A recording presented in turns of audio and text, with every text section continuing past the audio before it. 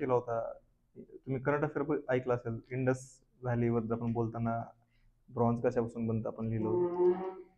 तो प्रश्न विचारलाय मी आता जस्ट लक्ष आलं. हा आणि हा तुम्ही सांगा आता ब्रॉन्झ कशापासून बनलेला असतो. ब्रॉन्झलाच काय म्हणतात मराठीमध्ये? कास्य. कास्य पदक असतं, ब्रॉन्झ पदक असतं ना. आणि आपण काय म्हणलो होतो, ही जी आपली इंडस व्हॅली सिव्हिलायझेशन आहे ती कोणती आहे? असं जाऊ दे. तर मुद्दा काय सायन्स मध्ये प्रश्न विचारलाय. आता हाच प्रश्न परत येईल म्हणून सांगते नाही येत.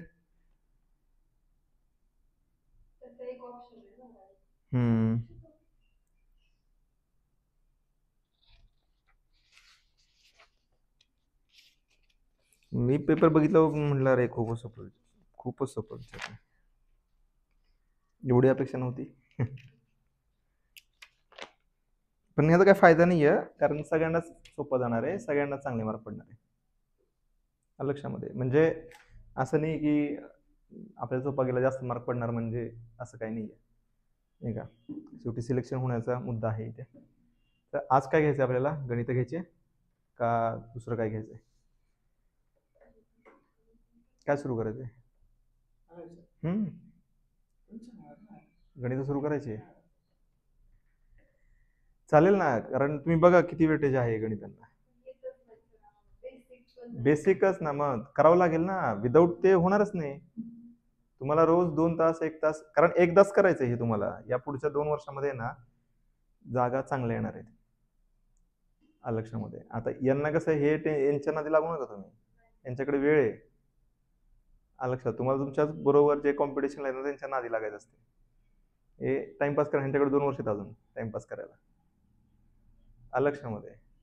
त्यामुळे तुम्हाला काय या पुढच्या 2 वर्षामध्ये तुम्ही इलिजिबल एक्झाम दिलं, ते इलिजिबलच नाहीत ना अजून लक्षामध्ये. त्यामुळं गणित तुम्हाला करावीच लागणार आहेत. इथे परत मेन्सला पण आहेत, मेन्सला पण 20 प्रश्न आहेत ना. आणि तुम्ही जर 20 सोडूनच दिले तर काय, परत तुम्हाला रिडिंग स्पीड वाढवायचं आहे. 52 प्रश्न म्हणजे तुम्ही अर्धाच पेपर सोडवलाय, बरोबर आहे ना. म्हणजे अजून अर्धा वाचलाच नाही तुम्ही, वाचलाच नाही ना. ओके, म्हणजे ओके, वाचून किती झाला होता? म्हणजे 80 क्वेश्चन वाचून झाले होते, फक्त ते येत नव्हते तुम्हाला. मग अवघड कोणता गेला? इकॉनॉमी चांगला गेला, पॉलिटी चांगला गेला, म्हणजे 30 प्रश्न तर तुमचे चांगले झाले. पुढे इकॉनॉमी पॉलिटीचे 30 प्रश्न चांगले झाले का? जेवढं शिकवलं होतं तेवढंच चांगलं झालंय.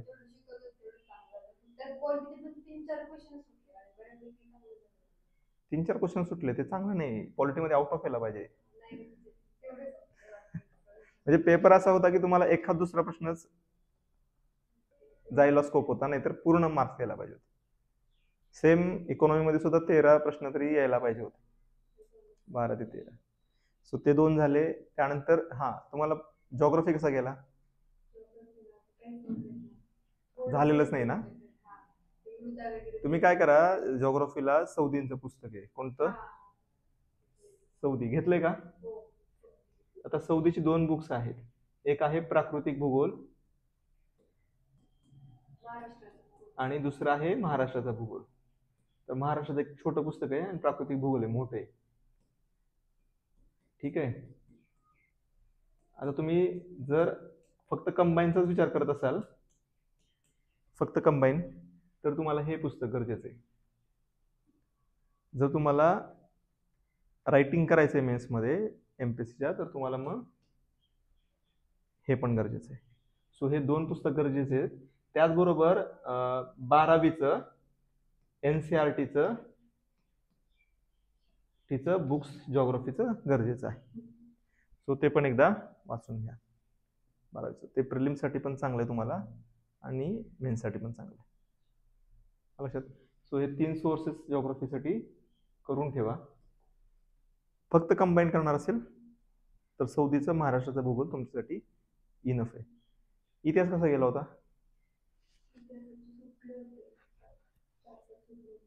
4-5 सुटले.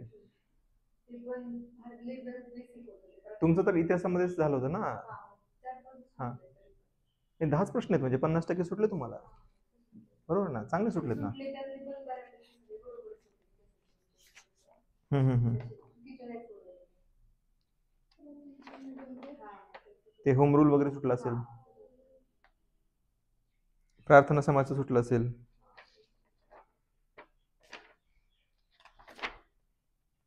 झाशीची राणी सुटलं असेल.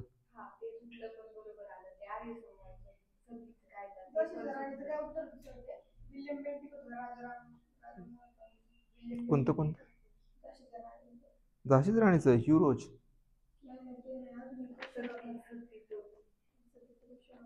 हा, ते लॉर्ड बेंटिंग म्हणलाय का महात्मा फुले का राजाराम मोहन राय का?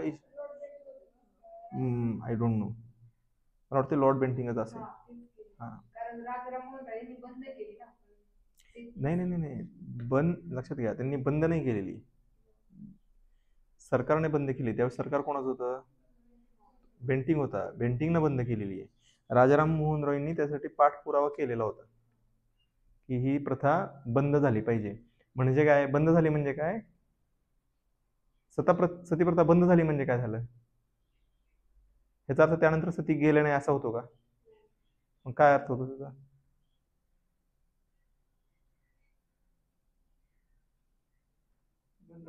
म्हणजे काय सतीप्रथा बंद करायची नाही, इथून पुढे सती कुणी जायचं नाही. पण लोक त्यामुळे थोडीच ऐकणार आहेत. सतीप्रथा बंद झाली याचा अर्थ की तो पनिशेबल ऑफेन्स झाला. म्हणजे जर कोण सती गेलं तर त्यावेळेस जे लोक प्रेझेंट असतील त्यांना तुरुंगात टाकण्यात येईल. त्यांना फाशी नाही आहे, त्यांना 1-2 वर्ष 5 वर्ष काय असेल त्यानुसार त्यांना तुरुंगात जावं लागेल. सो सतीचा कायदा म्हणजे गुन्हेगारी म्हणून त्याला हे केलेलं आहे आणि त्याबद्दल शिक्षा होईल. म्हणजे जो ब्राह्मण ती करेल किंवा जो व्यक्ती तिथं प्रेझेंट असेल ते सर्व विधी कोण करेल त्या सगळ्यांना आता शिक्षा होईल. ते पण कोणी जाऊन तिथे गव्हर्नमेंटला सांगितलं की इथे कोणतं सती गेलेली. म्हणजे सती बंदी झाली याचा एवढाच हे झालेलं आहे, म्हणून काय सती एका दिवसामध्ये बंद झालेल्या नव्हत्या. लक्षामध्ये ते बऱ्याच काळापर्यंत चालू होतं भारतामध्ये. असो, जॉग्राफी ऍक्च्युली सोपं होतं जास्त.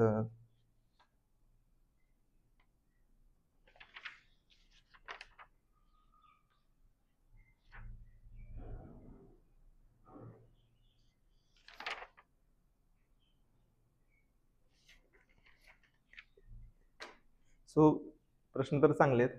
करंट अफेअरसाठी तर तुम्हाला करावंच लागणार, कारण प्रश्न खूप अवघड विचारत करंट अफेअरच्या यावेळेस.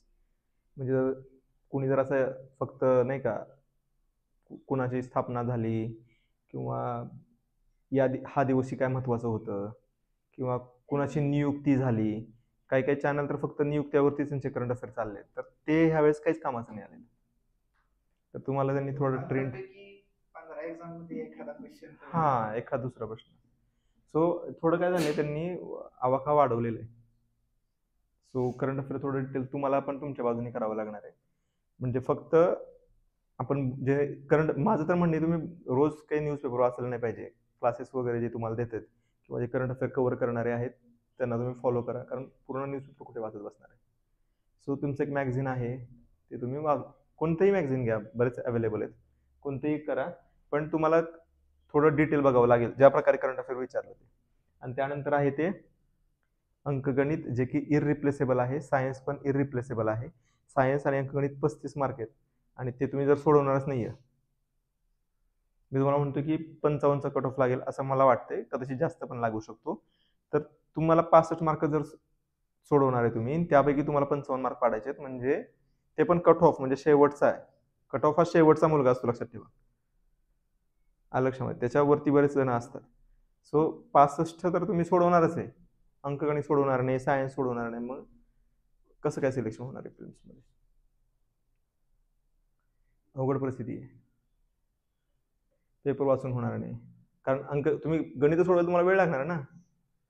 मी तुम्हाला फास्ट सोडवण्याच्या ट्रिक का सांगतोय, मग मला ते स्टेप सांगता येतील ना, ते काही अवघड नाही आहे. तुम्हाला लवकरात लवकर सोडून पुढे जायचंय.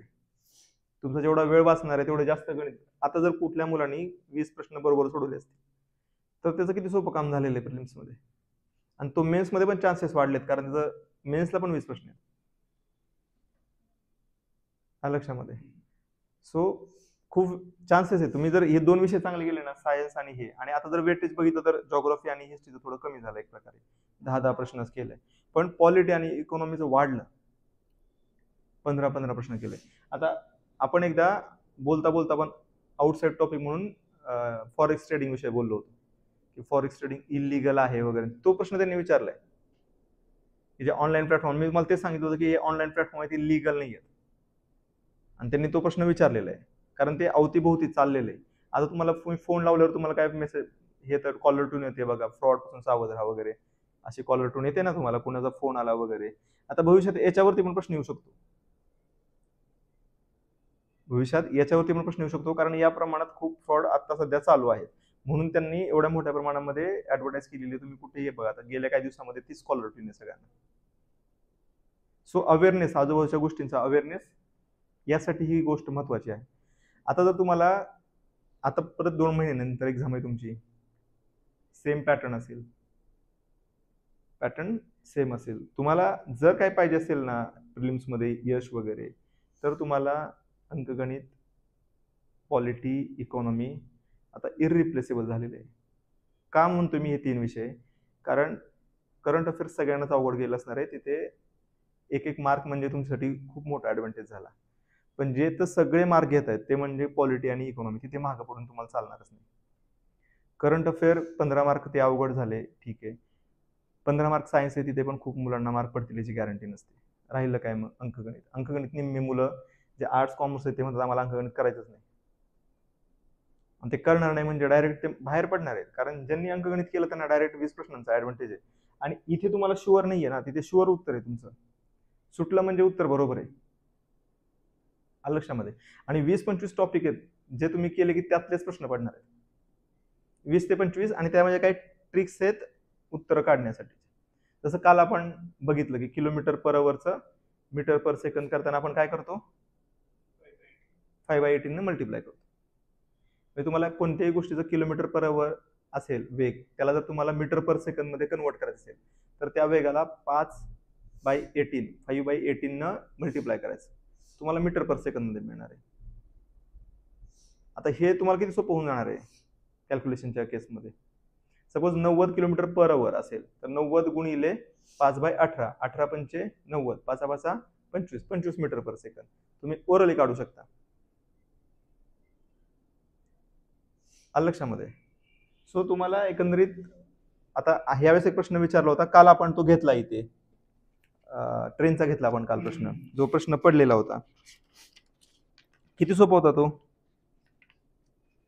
अतिशय सोपा प्रश्न होता हा. तुम्ही काल नव्हता ना, दोघं पण नव्हता ना.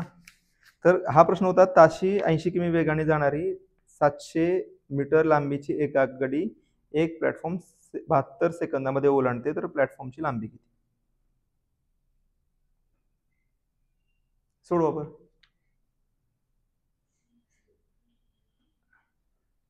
सोडवा, प्रयत्न करा. 80 तासाने जाणारी गाडी आहे,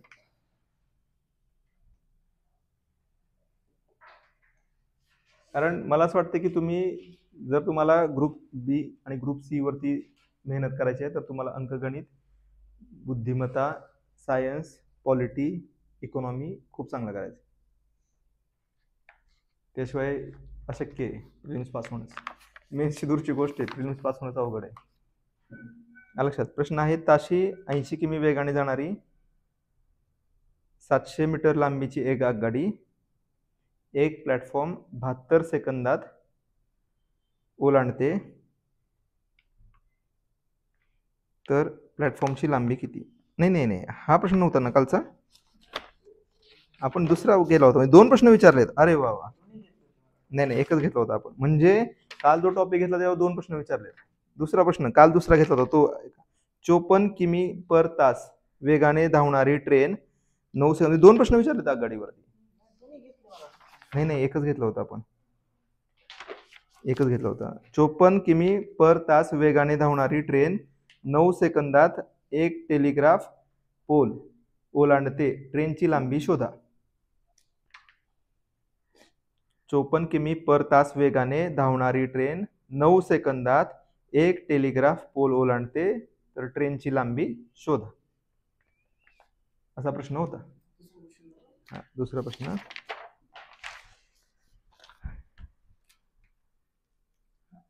नाही नाही मी आत्ता बघितला तो. हे जे प्रश्न आहेत ना अतिशय सोपे आहेत, म्हणजे हे ओरली प्रश्न आहेत सगळे. त्यामुळे म्हटलं की मेरिट वाढणार आहे. हे अंकगणितामुळेच मेरिट वाढणार आहे. कारण ज्यावेळेस जिथं मुलांना 5 सुटत होते तिथं 10-12 सुटणार आहे. असं आहे.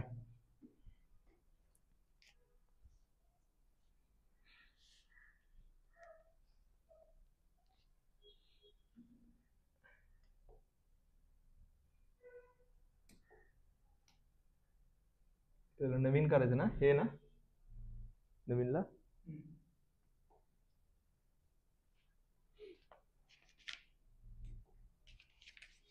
नाही ना, काही सुटत नाही ना, 0 आयडिया.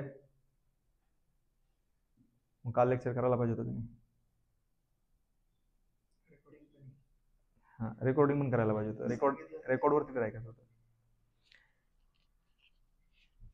पहिली गोष्ट म्हणजे लक्षात घ्या की फॉर्म्युला काय आहे. फॉर्म्युला काय आहे, वेग जेव्हा आपण म्हणतो तर ते आपण काय करतो की किती अंतर आहे ते किती वेळामध्ये पार केलेला आहे, हा आहे फॉर्म्युला. ठीक आहे. आता अंतर म्हणजे इंग्लिशमध्ये आपण काय म्हणतो, डिस्टन्स. आणि वेळ म्हणजे काय, टाइम. आणि वेग म्हणजे काय, स्पीड. सो स्पीड काय आला, डिस्टन्स बाय टाइम. ठीक आहे, हेच आहे. आता अंतर आपण कशामध्ये मोजतो, अंतर आपण एकतर किलोमीटर मध्ये मोजतो किंवा मीटर मध्ये मोजतो. सो अंतर आपण एकतर किलोमीटर मध्ये मोजतो किंवा मीटर मध्ये मोजतो. आणि वेळ कशामध्ये मोजतो आपण, आवर मध्ये किंवा सेकंड्स मध्ये. बरोबर. सो वेगाचं युनिट काय झालं, स्पीडचं युनिट काय झालं, किलोमीटर पर आवर और मीटर पर सेकंड. हे कशाचं युनिट आहे, वेग. स्पीड म्हणलं तर तो किलोमीटर, एका तासामध्ये किती किलोमीटर जातोय किंवा एका सेकंदामध्ये किती मीटर जातोय. ठीक आहे, नीट लक्ष द्या. सिंपल फॉर्म्युला आहे, वेग किलोमीटर पर आवर किंवा मीटर पर सेकंड. आता तुम्हाला जर का वेळचा फॉर्म्युला काढायचा असेल तर तो काय येणार आहे, तर सांगा. वेळ काय येणार आहे, अंतर भागिले वेग. बरोबर, अंतर भागिले वेग. बरोबर. आता वेगचा फॉर्म्युला काय आहे, सेकंड. युनिट काय आहे, वेळेचं युनिट काय आहे, टाइमचं युनिट काय आहे, आवर और सेकंद. आवर पर सेकंद नाही, ते आवर और सेकंद आहे. ठीक आहे. आता अंतरचा फॉर्म्युला काय येईल, वेग गुणिले वेळ. म्हणजे जर तुम्ही एक गाडी 60 किलोमीटर पर आवर न प्रवास करते आणि त्या गाडीला पोहोचायला सपोज 4 तास लागले, तर ते किती अंतर होतं, तर 60 गुणिले 4. स्पीड आहे, वेग आहे 60 किलोमीटर पर आवर आणि 4 तास लागलेले, तो 60 गुणिले 4 अंतर येईल त्या 240. 60 गुणिले. सो हे 3 फॉर्म्युले आहेत, त्याच्यावरती प्रश्न येतात. अंतर, वेग इज इक्वल टू अंतर बाय वेळ, आणि वेळ इज इक्वल टू अंतर भागिले. या व्यतिरिक्त याच्यामध्ये काहीही नाही, काहीच नाही. आता इथे काय प्रश्न विचारलाय, एक पोल आहे, त्या पोलला ओलांडण्याला किती ट्रेनला अंतर क्रॉस करावं, किती ट्रेनची लांबी विचारले. तर लक्षात घ्यावा, एखादा पोल जेव्हा क्रॉस करते ट्रेन, तेव्हा तो पोल क्रॉस करायला ट्रेनला स्वतःच्या लांबी एवढं अंतर क्रॉस करावं लागतं. कारण इथे जर ट्रेन आहे, ट्रेन जेव्हा इथे येईल पहिल्यांदा, ट्रेनचं हे पुढचं जे आहे जेव्हा इथे येईल आणि ही क्रॉस करायला सुरुवात करेल, तर हे पूर्ण अंतर म्हणजे पूर्ण ट्रेन एवढं पूर्ण अंतर ह्याला इकडे शिफ्ट करावं लागेल, तेव्हा तो क्रॉस झाला. म्हणजे काय, त्याला एवढं अंतर ट्रेनला क्रॉस करावं लागेल, तेव्हा हा पोल क्रॉस होतो. बरोबर आहे. सो जेव्हा ट्रेन एखादा पोल क्रॉस करते तेव्हा ती स्वतःच्या लांबी एवढं अंतर क्रॉस करत असते. जेव्हा इथं पोलचं तुम्हाला क्रॉस करताना विचारलं तर तुम्हाला अंतर असतं त्या ट्रेनची लांबी. लक्षामध्ये. आता हेच जर का एखादा ब्रिज वगैरे क्रॉस करायचं असेल तर त्याला त्या ब्रिजची लांबी प्लस ट्रेनची लांबी एवढं अंतर क्रॉस करावं लागतं. कारण हा जेव्हा ब्रिज असेल, या ब्रिजवरून जेव्हा एखादी ट्रेन येते, ही ट्रेन आहे, ही जेव्हा इथे येते तेव्हा या ब्रिजची लांबी प्लस या ट्रेनची लांबी ही ऍड होणार आहे. लक्षात आलं तुम्हाला? हे ब्रिजची लांबी आहे आणि ही हे एवढं अंतर क्रॉस करावं लागणार आहे त्याला. कारण ट्रेनचं मागचं बोगी इथं आल्याशिवाय तर तुम्ही क्रॉस केलं म्हणू शकत नाही. आलं लक्षामध्ये? सो पोलच्या केसमध्ये पोलला काही जास्त विड्थ नाहीये, त्याला आपण एक सरळ पकडतो, त्याला अंतर पकडत नाही आपण. पण ब्रिज असतो ते मोठे असतात. सो ब्रिजचं जेव्हा असेल, ब्रिज क्रॉस करताना आपण जेव्हा कॅल्क्युलेशन करतो तेव्हा अंतर काय असणार आहे? ब्रिजची लांबी प्लस ट्रेनची लांबी. आलं लक्षामध्ये? ब्रिजची लांबी प्लस ट्रेनची लांबी. आता प्रश्न काय दिलाय बघा, 54 किमी पर तास वेगाने धावते.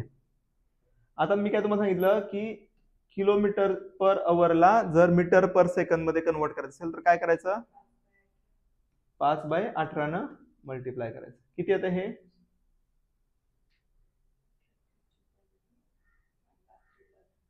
So 15 metre per second.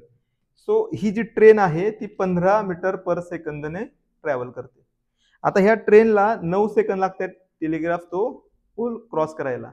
So 15 गुणिले 9 किती आलं? 135. हे उत्तर आहे.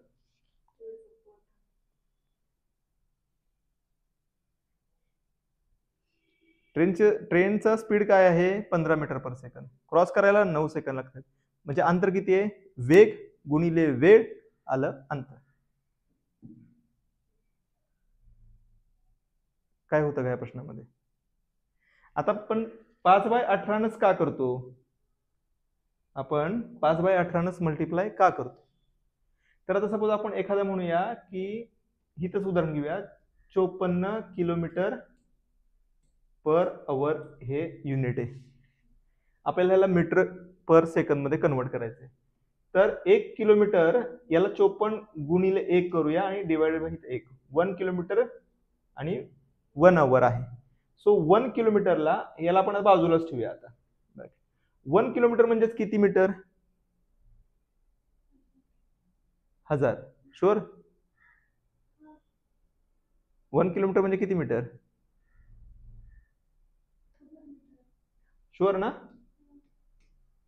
1000 मीटर. आणि 1 आवर म्हणजे किती सेकंद? हा,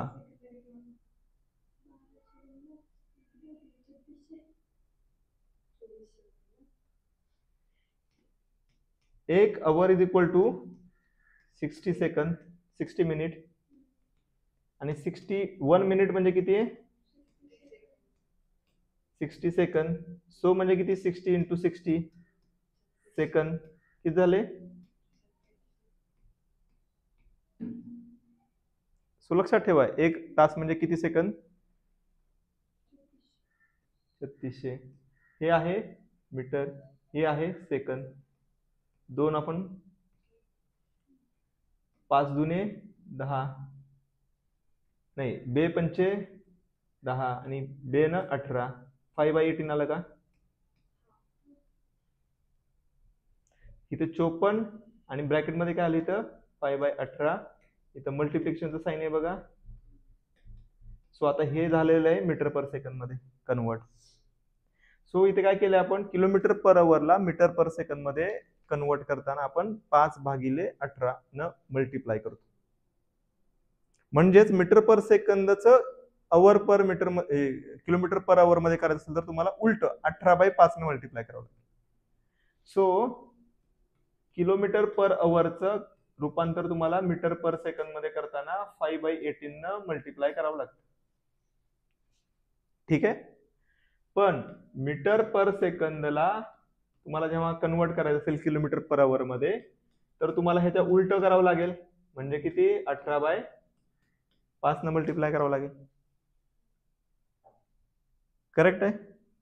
सो तुम्हाला जेव्हा या प्रकारचे प्रश्न सोडवायचे असतात, आगगाडी, ट्रेन, पोल, ब्रिज असले काही प्रश्न आले तर तुम्हाला 3 गोष्टी महत्वाच्या माहित पाहिजेत.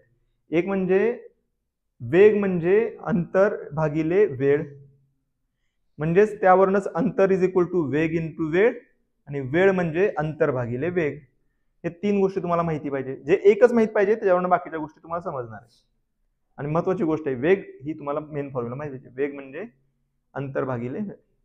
आता तुम्हाला युनिट सेम करण्यासाठी किलोमीटर पर अवरचं मीटर पर सेकंड मध्ये कन्वर्ट करता आलं पाहिजे, आणि मीटर पर सेकंडचं किलोमीटर पर अवर मध्ये कन्वर्ट करता आलं पाहिजे. आणि त्यासाठी तुम्हाला हे एक सोपं माहित पाहिजे की 5/18. हे माहित झालं की तुमचं काम झालं. आता आपण एक प्रश्न सोडवला, सोपं होता. आता आपण दुसरा प्रश्न बघूया. ताशी 80 किमी वेगाने जाणारी 700 मीटर लांबीची एक आगगाडी एक प्लॅटफॉर्म 72 सेकंदात ओलांडते, तर प्लॅटफॉर्मची लांबी किती? सिंपल प्रश्न आहे. आता आपण म्हणलेलं आहे की टोटल अंतर आहे आपल्याला काढायचं या ठिकाणी. ठीक आहे, टोटल अंतर आपल्याला काढायचं आहे.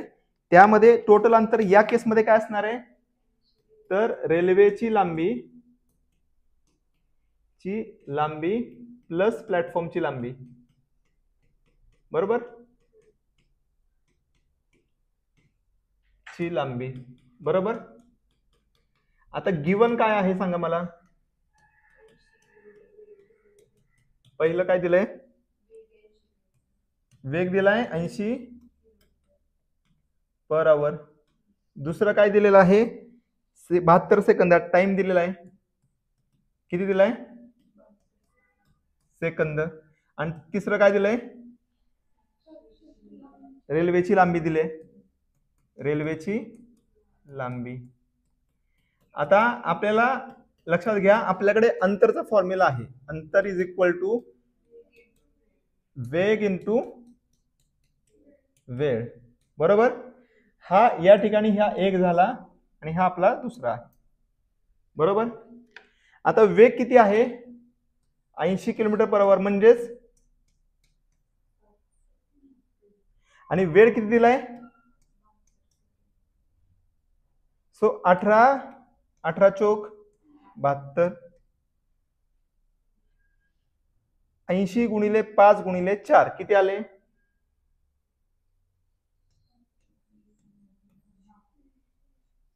तर हे किती आलं अंतर, 1600 मीटर. आता काय करायचं तुम्हाला, या फॉर्म्युलेमध्ये इथे 1600 टाकायचंय. ठीक आहे, इथे तुम्हाला 1600 टाकायचंय. इज इक्वल टू रेल्वेची लांबी किती दिले,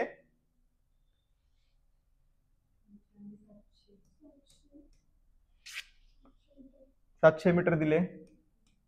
सो तुम्हाला इथे काय करायचंय, रेल्वेची लांबी 700 टाकायचंय प्लस प्लॅटफॉर्मची लांबी. ठीक आहे, आता किती येईल प्लॅटफॉर्मची लांबी, मग यात 9 वजा केलं तर 900 मीटर दिलेलं आहे. Second option. अवघड होतं काय, सिंपल होतं ना. की अंतर दिलेलं आहे, रेल्वेची लांबी प्लस प्लॅटफॉर्मची लांबी. अंतरचा फॉर्म्युला आहे वेग गुणिले वेळ. वेग दिलेला आहे 80 किलोमीटर पर आवर, तो आपण मीटर सेकंद मध्ये कन्वर्ट केला. वेळ दिलेला आहे 72 सेकंद, 18 चोक 72 यांचं मल्टिप्लिकेशन. टोटल अंतर आलं 1600 मीटर. 1600 मीटर आपण इथे टाकलं, अंतर आलं प्लॅटफॉर्मची लांबी.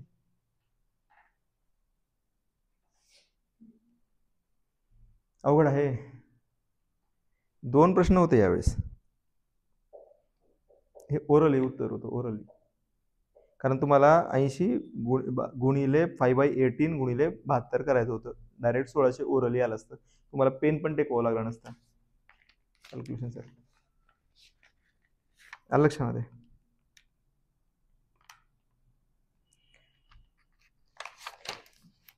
आणि जे तुम्हाला म्हणलं होतं सुरुवातीला काल पण आणि पण की रेल्वेच्या केसमध्ये तुम्हाला हेच असतं, एकतर पोल असतो, ब्रिज असतो, आता प्लॅटफॉर्म आहे. सो या 3 पैकीच काहीतरी असतं, आणि याच्यामध्ये काही ना काही तुम्हाला काढायचं असतं. ज्यामुळे तुम्हाला जो मेन फॉर्म्युला आहे वेग इज इक्वल टू अंतर बाय, यातलं 2 काहीतरी तुम्हाला द्यावंच लागणार, त्याशिवाय तिसरं काढता येत नाही.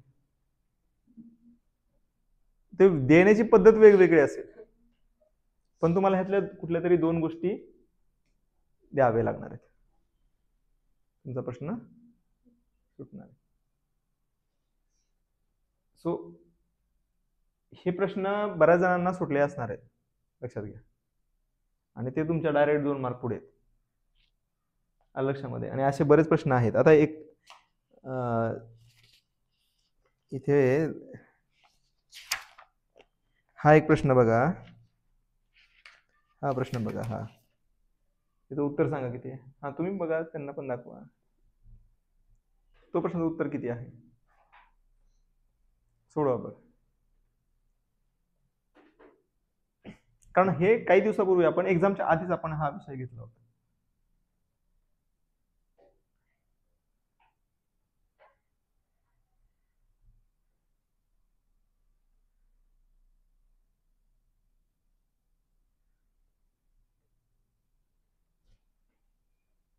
प्लस करायचे टोटल ते वालंच ना. किती येईल अंतर?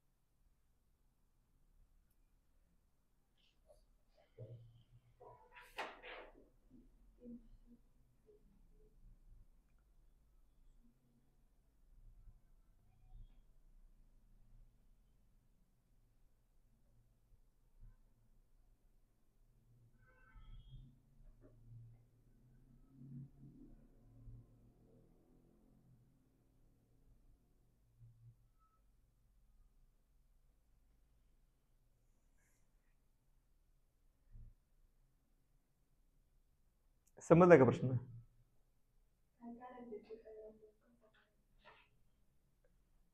आपलं यावरती डिस्कशन झालं होतं. मी तुम्हाला क्ल्यू दिला होता, हिंट दिली होती. एक सर्कल दिलेलं आहे त्यांनी 360 डिग्री, आणि ते 360 डिग्री म्हणजे किती दिले त्यांनी? 40,000. आणि त्यांनी काय काय विचारलेलं आहे? ते किती अँगल आहे टोटल? हा 30,000. हा 90. आता हे टोटल ऍडिशन किती आहे ह्याची? 110, 90, 200, 270. एक्स 360 म्हणजे 40,000, तर 270 म्हणजे किती? So x is equal to cross multiplication 40,000 into 270, बरोबर 360. सो 3/4 10,000 गुणिले 3 30,000.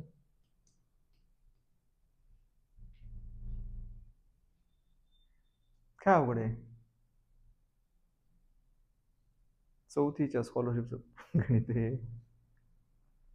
चौथीच्या स्कॉलरशिपचं गणित आहे. आपलं किती 12वी होऊन गेले नाही का, किंवा 15वी होऊन गेले. चौथी किती वर्ष झाले?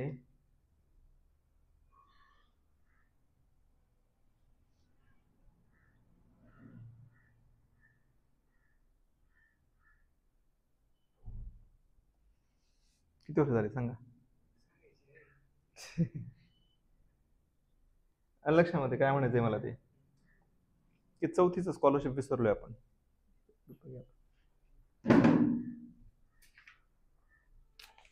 कोणतीही गणित घ्या तुम्ही, यावेळेस एकदम त्यांनी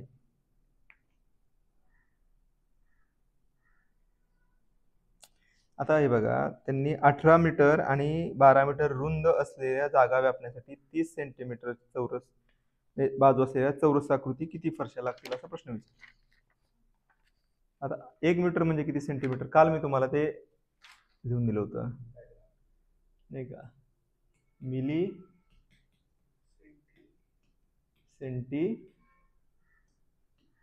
डेसी मीटर काय पुढे?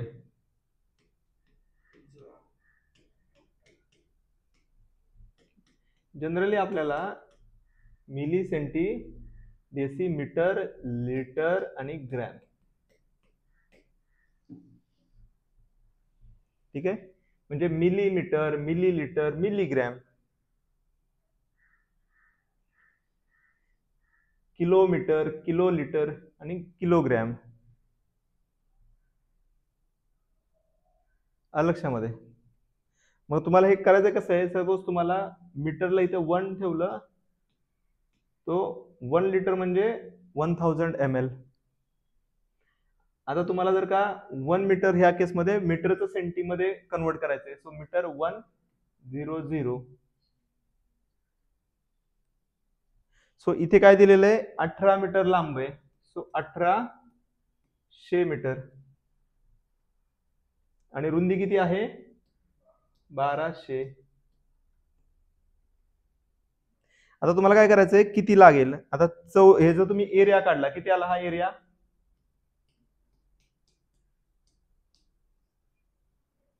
आणि भागिले 30 × 30 चौरसचा.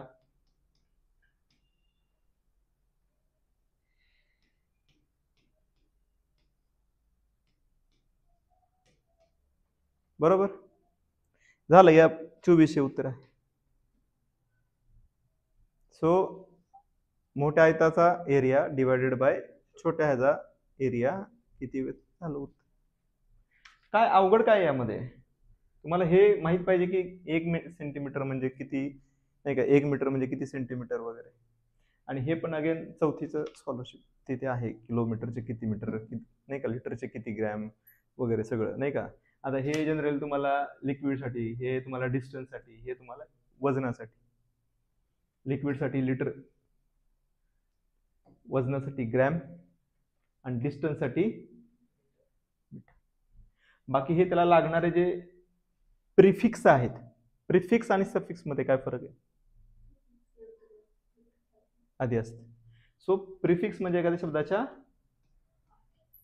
आणि सफिक्स हे, ठीक आहे. सो हे जे आहेत ते काय आहेत, प्रिफिक्स आहे, आणि हे काय आहे मधले, सफिक्स. आणि हे या तुम्हाला सिक्वेन्सनं लक्षात ठेवायचंय. इथं ज्याचं तुम्हाला पाहिजे, ज्याच्यामध्ये कन्वर्ट करायचंय, ज्याच्यामध्ये कन्वर्ट करायचं, तो किलोचं तुम्हाला मीटरमध्ये कन्वर्ट करायचंय, किलोमीटरचं. इथं किलोच्या खाली 1, 1, 2, 3 हजार आला. तुम्हाला सपोज डेकाचं सेंटीमध्ये करायचंय, 1000 आलं. तुम्हाला हेक्टोचं डेकाचं करायचंय, 10 आलं.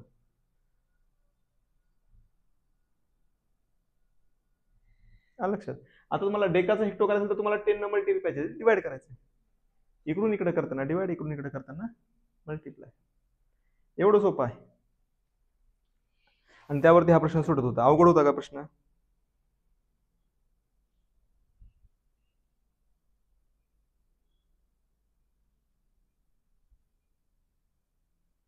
अवघड होता का?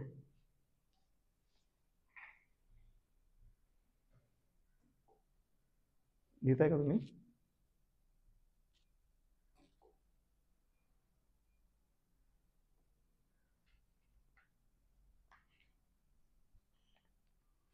आता यामध्ये काय तुम्हाला, आता हे रेल्वेचे आहे, तुम्ही जेव्हा रेल्वेचे 30-40 प्रश्न सोडवचाल त्यावेळेस तुम्हाला ते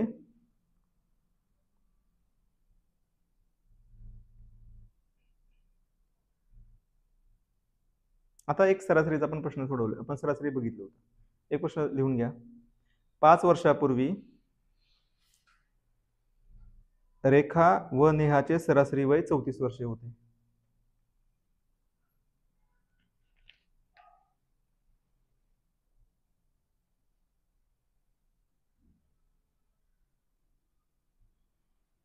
पाच वर्षापूर्वी रेखा आणि नेहाचे सरासरी वय 34 वर्ष होते. आज रेखा, नेहा आणि नीरजचे सरासरी वय 33 वर्ष आहे.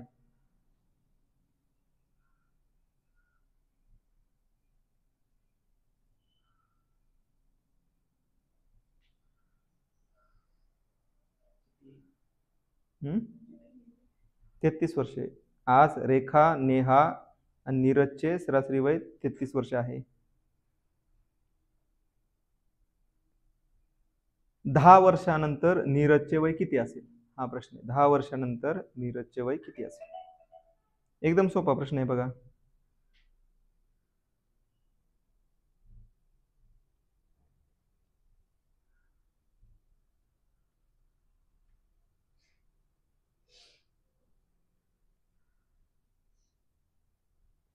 झाला, सुटला बघा.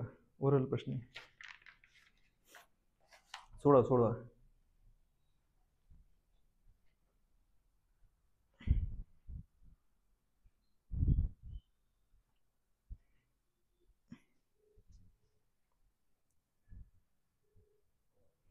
हा हॅलो. हा हा लेक्चरमध्ये बोल ना.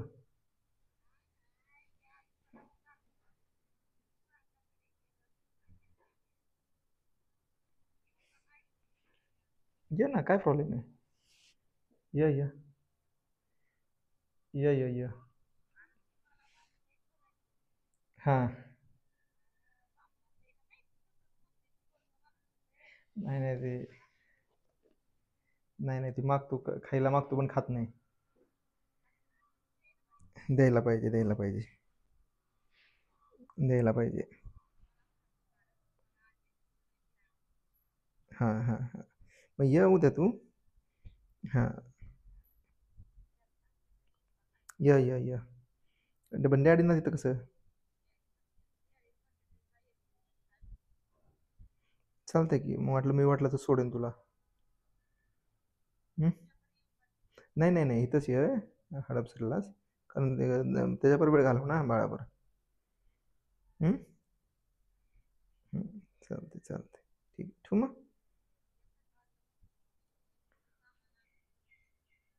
चालते चालते.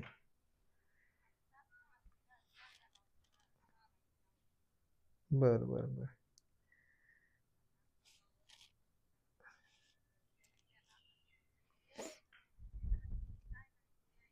नाही नाही, घेऊन जा घेऊन जा.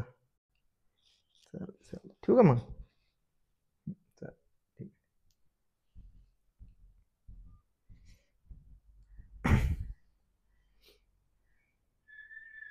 सुटलं ना. तुम्ही सांगायचं.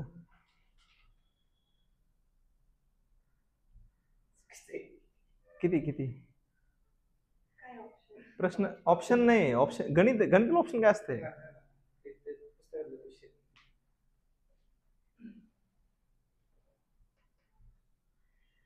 विचारला आहे प्रश्न, लक्षात घ्या. तुम्हाला मी सांगितलं होतं, जेव्हा तुम्ही एखाद्या गोष्टीचं ऍव्हरेज सांगता, तर तुम्ही बघा तिघांचं ऍव्हरेज किती दिलेलं आहे आजचं. मी तुम्हाला काय म्हटलं, जेव्हा आपण एखाद्या ऍव्हरेज सांगतो, ह्याचा अर्थ आपण पकडायचं ती प्रत्येक गोष्ट 33 ची आहे. बरोबर, प्रत्येक गोष्ट आहे का 33 आहे. सो तिघांचं जेव्हा आपण 33 म्हणतो, त्यावेळेस प्रत्येकाचं वय. सो तुम्ही ऍड केलं तिन्ही, किती आलं? तिघांची 99 आहे. बरोबर. आता लक्षात घ्या, आपल्याला ह्यातले दोघांचं काय दिलंय? दोघांचं म्हणजे आता हे आपण रेखा म्हणूया, नीरज म्हणूया, आणि तिसरं कोण होतं? नेहा. ह्या तिघांचं आपल्याला वय पकडूया आपण 33 33 33 होते.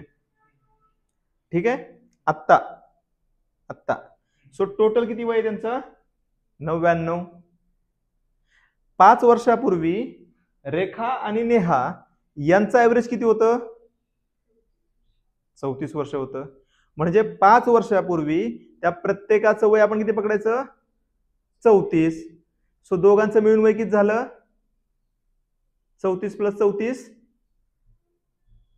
34 गुणिले 2 68. हे झालं 5 वर्षापूर्वी. म्हणजे आता त्यांचं ऍडिशन किती असेल? दोघांमध्ये 5 5 ऍड होणार, सो 10 ऍड होणार. सो हो त्यांचं आत्ताचं टोटल वय आहे ह्या दोघांचं. सो नीरजचं आजचं वय आहे 99 वजा 78. किती आलं? 21. विचारलंय काय तुम्हाला? 10 वर्षानंतर नीरजचं वय किती?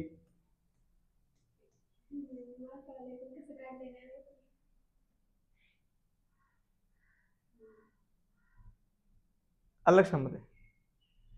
काय अवघड काय यामध्ये? आपण सरासरी घेतलं होतं, सरासरीचा प्रश्न आलेला आहे तुम्हाला. सरासरी 33 दिले, ह्याचा अर्थ प्रत्येक व्यक्तीचं वय 33 पकडायचं. टोटल तिघांची किती आली? 99 आले. दोघांची 5 वर्षापूर्वीची सरासरी दिली आहे, म्हणजे 5 वर्षापूर्वी त्यांचं टोटल वय 68 होतं, म्हणजे आत्ताचं त्यांचं टोटल वय असणार आहे प्लस 10 करावं लागणार, दोघांचं 5-5 वाढणार आहे, 78 झालं. सो 99 मधून 78 वजा केलं तर नीरजचं आजचं वय येतंय, म्हणजे 10 वर्षानंतर नीरजचं वय. हे बघा, आयोगाने विचारलेला प्रश्न आहे हा. हा, याला फॉर्म्युला नाही, हा ओरल होता. कुठं गेला प्रश्न? हे बघा 90. तुम्हाला ओरल म्हणजे काय? तुम्हाला फक्त इथे एवढंच लक्षात ठेवायचं होतं, सरासरी दिले 33 म्हणजे 99 झाले, 34 दिले म्हणजे 68, 5 वर्षापूर्वीचे म्हणजे 10 ऍड करा 78, 99 78 गेले 21, 10 वर्षांतर विचारले म्हणजे 31. तुमचा फ्लो लक्षात ठेवा, तुमच्या विचाराचा फ्लो कसा आला पाहिजे, ज्यांनी सांगितले तसं तसं करत जायचं. काय अवघड होतं का?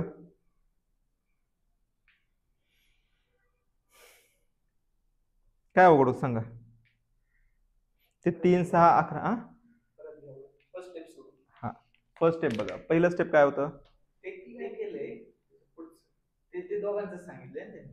हा, दोघांची त्यांनी पहिलं काय दिलं? 5 वर्षापूर्वी रेखा व नेहाचे सरासरी वय 34 होते, म्हणजे 5 वर्षापूर्वी दोघांच्या वयाची बेरीज किती होती?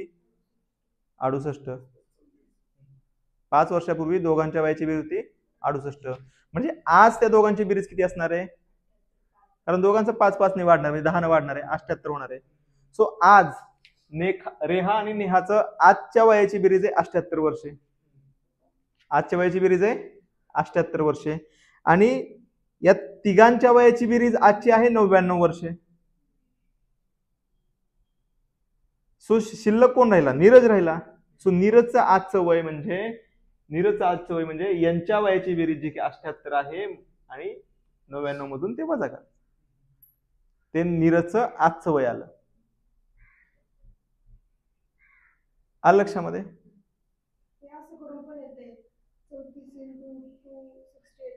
तेच केलं ना आपण. 3 तेच केलं आपण, तेच तर केलं आपण.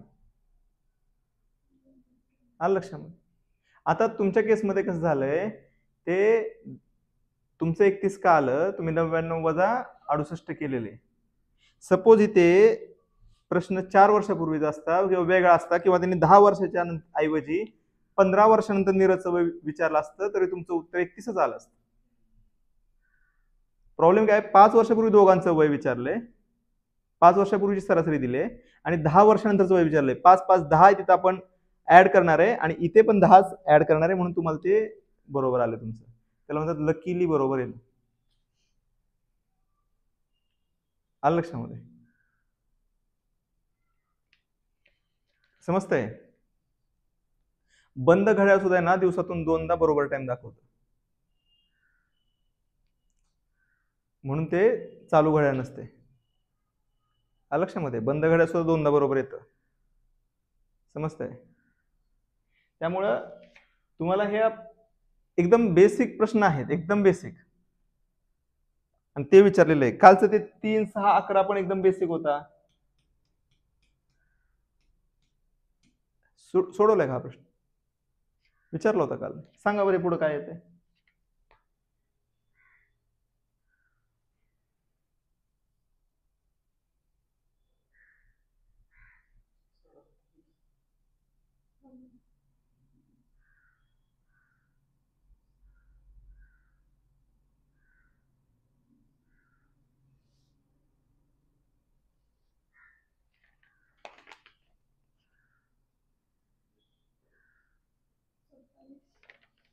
बरोबर आहे. कसं केलं सांग? हा,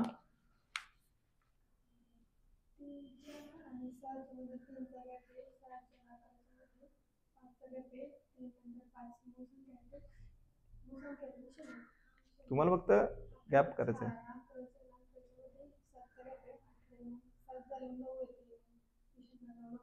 9चा गॅप पाहिजे. आता एक प्रश्न बघा, अमर त्याच्या घरापासून पश्चिमेकडील शाळेकडे 4 किमी चालत गेला. अमर त्याच्या घरापासून पश्चिमेकडील शाळेकडे 4 किलोमीटर चालत गेला. तेथून 2 किमी उत्तरेकडील बँकेत गेला. लिहा प्रश्न लिहा. आपण ही दिशा केलंय ना. अमर त्याच्या घरापासून पश्चिमेकडील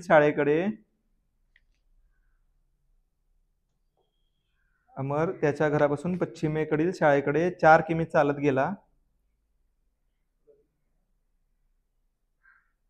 व तेथून 2 किमी उत्तरेकडील बँकेत गेला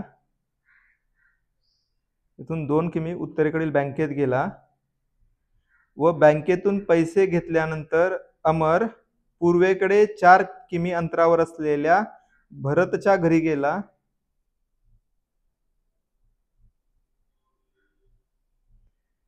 तर तो आणि त्याचे घर यातील अंतर किती? सोपं आहे, हे प्रश्न विचारलाय.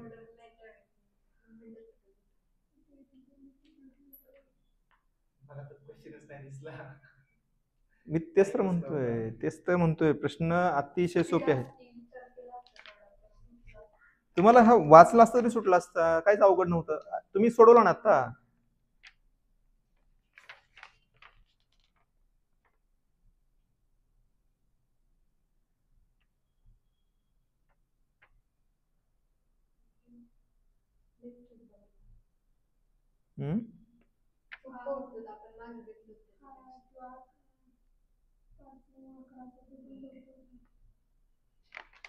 आता हा थोडा अवघड आहे, त्यामुळे मी तुम्हाला हा काही घेत नाही. थोडा अवघड आहे कारण तुम्हाला हेच अ न ब ला 10% विकलं वगैरे.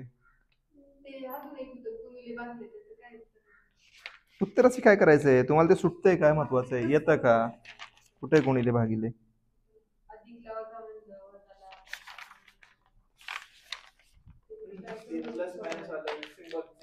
तुम्हाला करायचं काय? फक्त जे म्हणलंय ते टाकायचंय आणि सोडवायचंय. आता तुम्ही सोडवणार हा, मी आता फक्त तुम्हाला सांगतो. हे लिहून बघू आपण. मायनस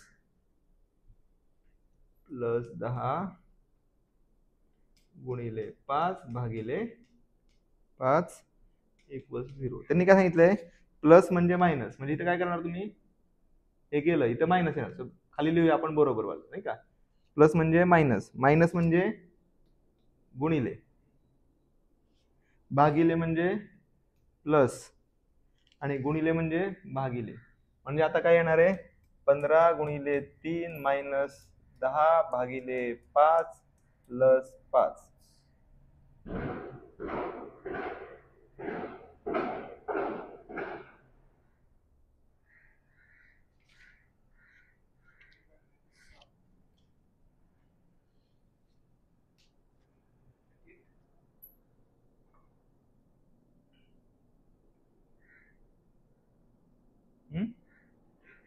काय? 38. ओके, मी ऑप्शन सांगतो. 42, 44, 48 यापैकी नाही. कसं काय बरं? कसं सोडवलं सांगा? 15 गुणिले 3 केलं, किती आलं? पुढे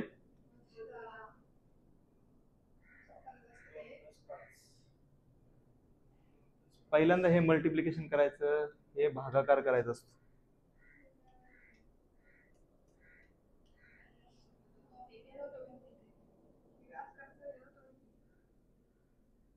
चौथी स्कॉलरशिप.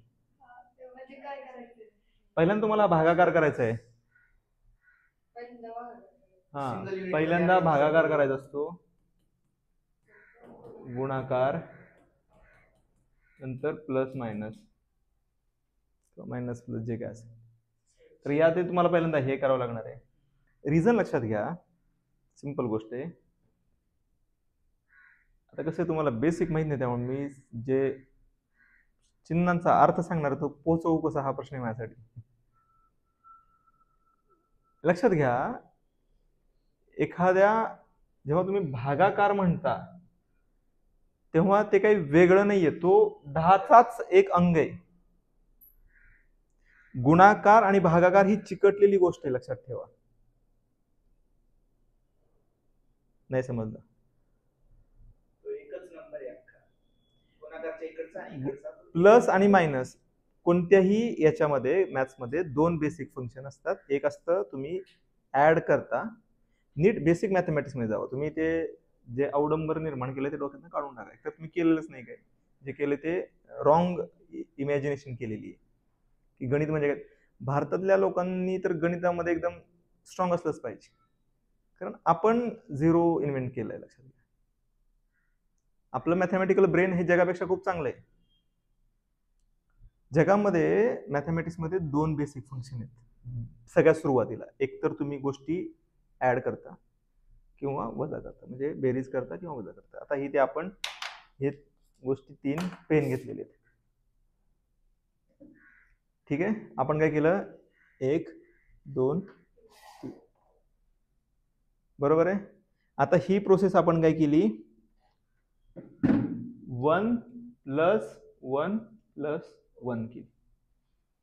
नीट समजून घ्या. आता झालं काय आपल्याला, मग आता समजायला लागलं. आता बेसिक मॅथमॅटिक्स सुरुवातीला एकदम छोट्या प्रमाणामध्ये कॅल्क्युलेशन होत होती, नाही का. तुझ्याकडून मी एवढं 4-5 गोष्टी घेतल्या, वजा भागी वजा आणि ऍडिशन यामध्ये काम चालायचं. मग अजून 4 पेन बनवले तर प्लस एवढ्यामध्ये, म्हणजे 1 2 3 4 5 झाले. सो हिनं याला 3 पेन दिले, यानं तिला 2 पेन दिले. तर तिच्याकडे किती पेन झाले तुम्ही करू शकता. 1 2 3 4 5 5 ऍड केले.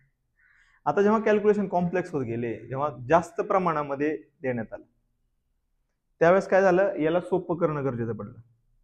आता हे असं लिहिण्यापेक्षा काय करण्यात आलं, 1 × 5 असं लिहिण्यात आलं. आता यातला प्रत्येक हे इंडिव्हिज्युअल आहे, याचं याच्यावरती डिपेंडन्सी नाही. हा एक वस्तू आहे, ही एक वस्तू आहे, ही एक वस्तू आहे, ही एक वस्तू आहे, ही एक वस्तू आहे. हा 5 हा फॅक्टर आहे मल्टिप्लिकेशनचा, ही वस्तू नाहीये, ही वस्तू आहे, त्याला एवढ्यानं मल्टिप्लाय केलेलं आहे.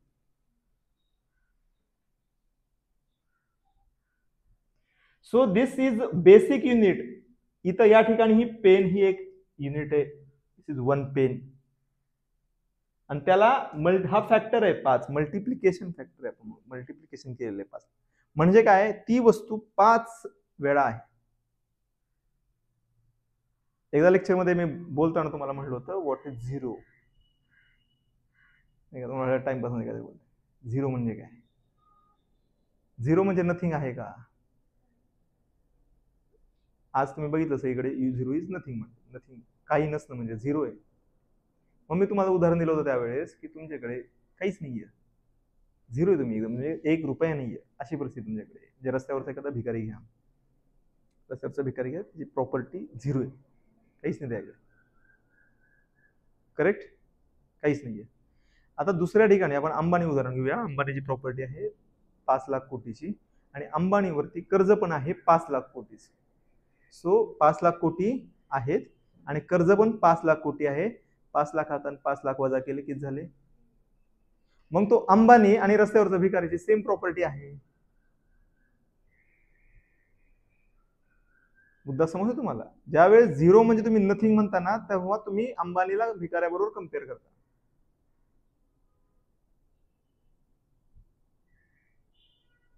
झिरो म्हणजे काय आहे, झिरो म्हणजे सम आणि निगेटिव्ह, म्हणजे पॉझिटिव्ह आणि निगेटिव्हचं समान अस्तित्व असणारी सिच्युएशन म्हणजे झिरो आहे.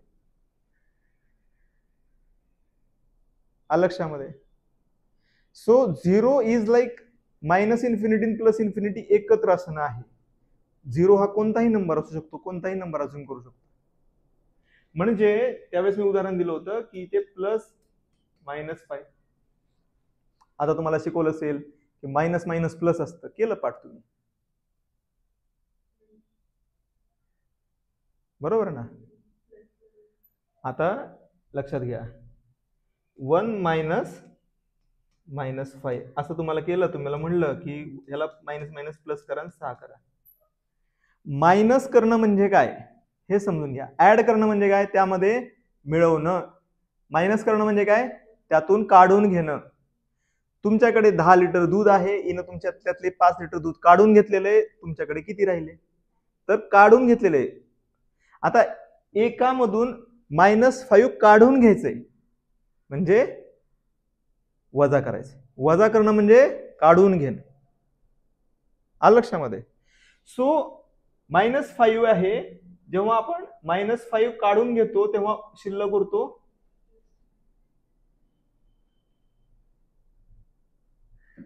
सो जेव्हा याला आपण 1 - 0 - 5 केलं, 0 मधून -5 गेल्यावर काय राहतं? आलं लक्षात? सो ऍक्च्युली हा जो -5 आहे तो जेव्हा आपण 0 तून काढतो त्या शिल्लक आता 5. आता हे मॅथमॅटिक्स कडे जाऊ नका, तुम्ही हे लक्षात ठेवा, मायनस मायनस प्लस. तरी पण तुमच्या लक्षात काय येणार आहे? कारण हे थेरॉटिकल आहे, लक्षात घ्या. हे थेरॉटिकल मॅथमॅटिक्स आहे. पण तुम्हाला त्याचा अर्थ समजण्यासाठी की मायनस म्हणजे काय तर आपण काढून घेतोय. मग जेव्हा मायनस अनेक वेळा करतो तेव्हा त्याचं रूपांतर आपण काय करतो? प्लस बऱ्याच वेळा करतो असं काय करतो? मल्टिप्लाय मध्ये करतो. सो मल्टिप्लिकेशन आणि भागिले हा त्याचाच पार्ट आहे, तो वेगळा नंबर नाहीये. सो हा एक नंबर आहे, हा एक नंबर आहे, हा वेगळा नंबर नाहीये, हा एक नंबर आहे, हा एक नंबर आहे.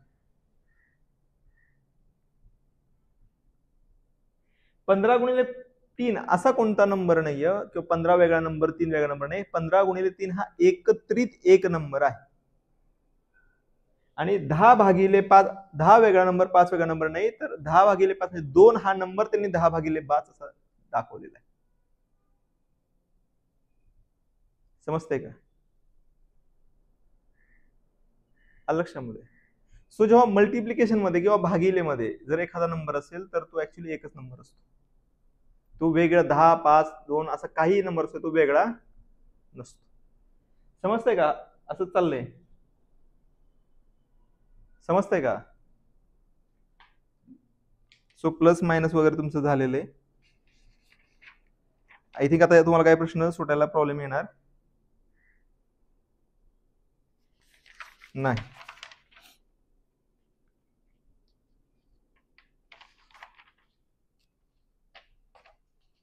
आता अ ने ब ला एक वस्तू 10% नफ्यानं विकली. वाचलाय प्रश्न हा काल? अ ने ब ला एक वस्तू 10% नफ्यानं विकली, ब ने तीच वस्तू अ ला परत 10% तोट्यानं विकली, तर त्या व्यवहारामध्ये काय झाले?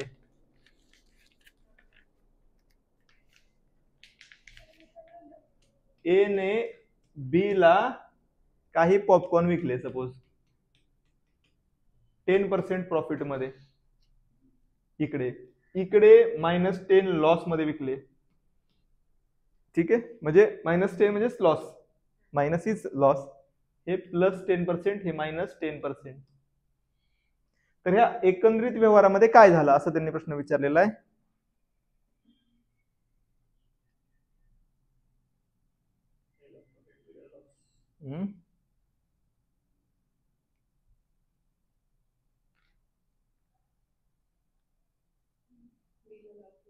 बीला लॉस झालाय, बीला लॉस झालाय दिसतच आहे की, त्यांनी लिहिलं ना तोट्यात विकले म्हणजे बीला लॉसच झालेला आहे. प्रश्न ऑप्शन आहे तसे, अ चा ना नफा ना तोटा झाला, अ चा 20% नफा झाला, अ चा 11% नफा झाला आणि ब चा 20% तोटा झाला.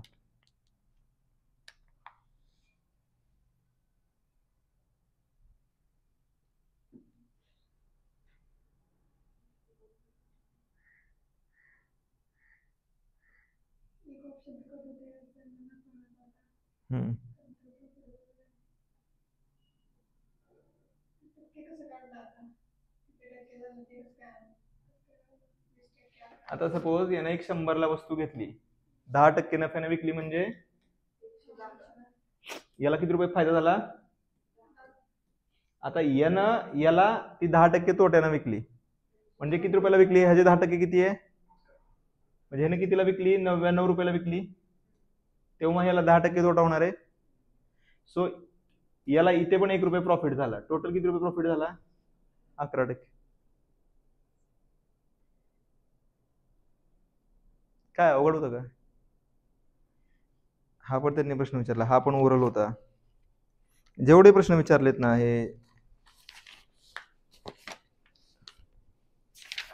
85.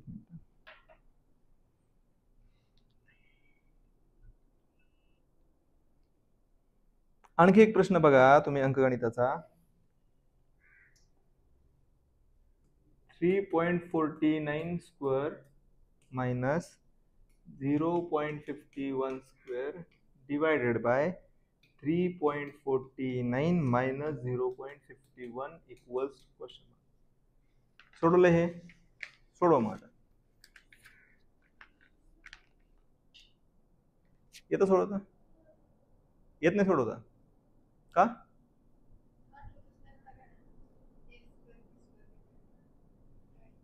हे स्क्वेअर आहे, हे पण स्क्वेअर आहे, एवढं बरोबर आहे. फॉर्म्युला आहे A square minus B square equals to A plus B A minus. आपण याला 3.49 प्लस 0.51 आणि 3.49 मायनस 0.51 या रूपात मांडू शकतो. डिवायडेड बाय 3.49 मायनस 0.51 हे आपण वजा केलं, हे आलं 4.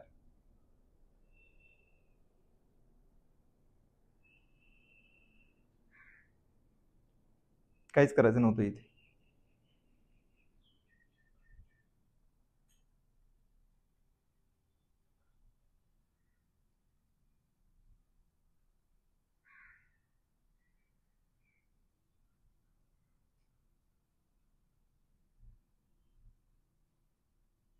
काय अवघड आहे का सोपं आहे? हे एकदम बेसिक वाले प्रश्न आहेत. बघा हा 1 2 3 4 5 6 7 8 9 10 11 12 13 म्हणजे 15 पैकी 13 प्रश्न होते ना, त्याला पेनच वापरायची गरज नव्हती. 2 प्रश्नांना पेन वापरावा लागणार होता. आणि पुढचे 5 प्रश्न मी वाचलेले नाही, त्यातला एक वाचलाय प्लस मायनस वाला. सो त्याला पण तुम्हाला काही पेन वापरावा लागणार नव्हता. सो 16 पैकी 14 प्रश्न तुमचे ओरल सुटत होते. उरलेले 4 मी अजून वाचलेले नाहीत. एवढे सोपे प्रश्न होते.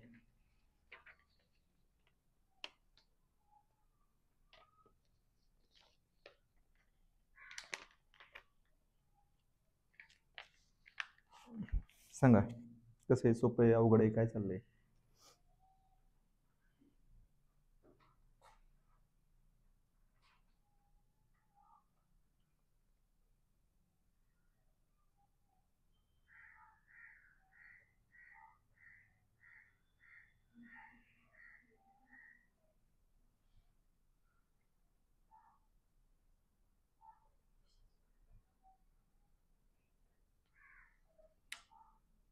बोला बोला, मोठ्याने बोला, काय प्रॉब्लेम नाही.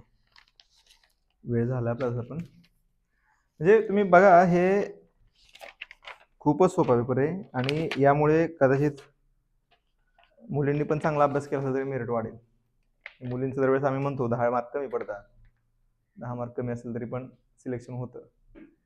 पण ह्यावेळेस त्यांचं सुद्धा खूप मेरिट वाढू शकतं. करंट अफेअर्स अवघड आले, 15 प्रश्न अवघड होते, पण मग हे तेवढं सोपं विचारले. तो त्यांनी कॉम्पेन्सेट केलेले करंट अफेअरला ह्यांनी, गणितांनी.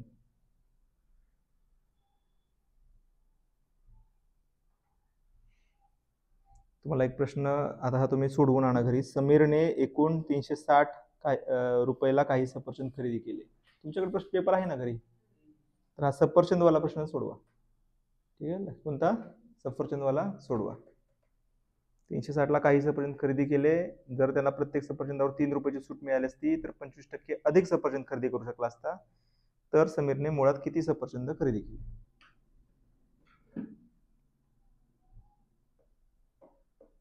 ऑप्शन दिले 24, 32, 30, 20.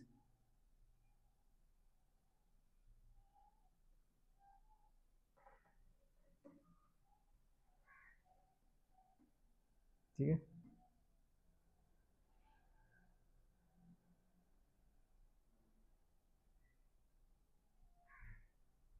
सोडवणार. हे पण तसं ओरलीच आहे, पण मी तरी पण मी ह्याला म्हणलं की पेन लागू शकतो. तसं ओरलीच आहे, कारण ऑप्शनवर न गेला तर ओरली आहे. समजा ना.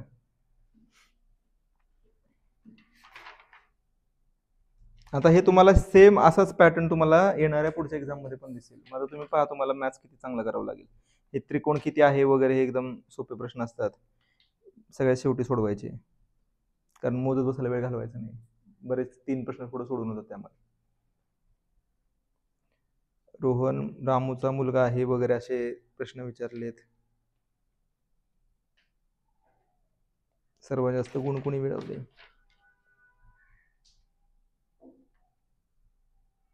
हे सांकेतिक भाषेचा एक प्रश्न आहे. जे बुद्धिमत्तेवरती वेटेज कमी दिलेले आहे त्यांनी यावेळेस, आणि सगळंच अंकगणित घेतलेले त्यांनी. म्हणजे ऍक्च्युली पाहिजे तेवढे मार्क घ्या, नाही का? काय सेल लागलाय मार्कचा, सेल घ्या, जेवढे पाहिजे तेवढे मार्क घेऊन टाका. सो आज आपण इथं लेक्चर करूया ऑफ, नाही का? आणि करा तुम्ही चांगला अभ्यास करा. तुम्ही ठरवा पुढे काय घ्यायचंय आपल्याला, इकॉनॉमी कंटिन्यू करायचंय का हे कंटिन्यू करायचंय. हा